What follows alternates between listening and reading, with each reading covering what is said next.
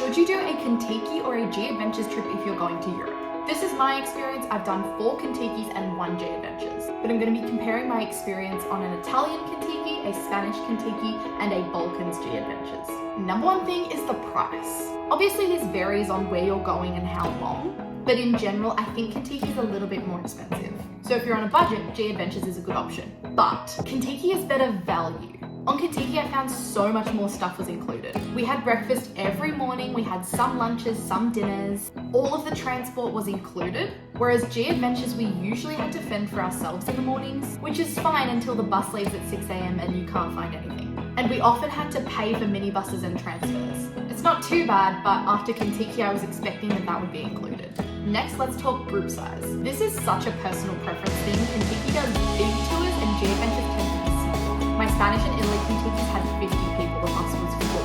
Whereas G Adventures, there was only 16 of us, we just had a little minibus, it was much easier to be a small group. But there's pros and cons to both. In a big group, I felt like I had the opportunity to meet so many more people, make such a big variety of friends, and if there was someone you couldn't stand, you could kind of get away from them. Whereas with 16 people, if you don't like 1 or 2 people, you're kind of stuck with them. I got lucky, I had a really good group. Smaller G Adventures makes it much easier to go into restaurants and get that local experience as a smaller group.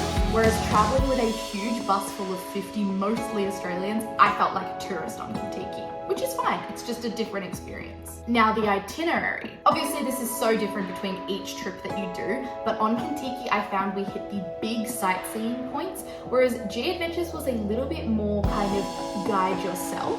On Contiki, they take you to the landmarks, you do your sightseeing. Often it can be a little rushed depending on where you are. If you want to see highlights, if you want to go and see those iconic places, Contiki is great for that. If you want to indulge in a little bit more of local culture, have more free time, G Adventures is good. I felt like we had a lot of gaps in our itinerary to go and do our own thing, which is great if you love that kind of travel. But again, that's where I find the value wasn't as great. I could do that myself. Overall, I love them both. They are such a great way to meet other travelers and to just take the stress off your brain. You don't have to think there's someone else guiding you through. And if you feel unsafe, especially traveling by yourself or in a country that you might perceive as like dodgy, I find group tours are a great answer to that. I would highly recommend both Contiki and G Adventures. I think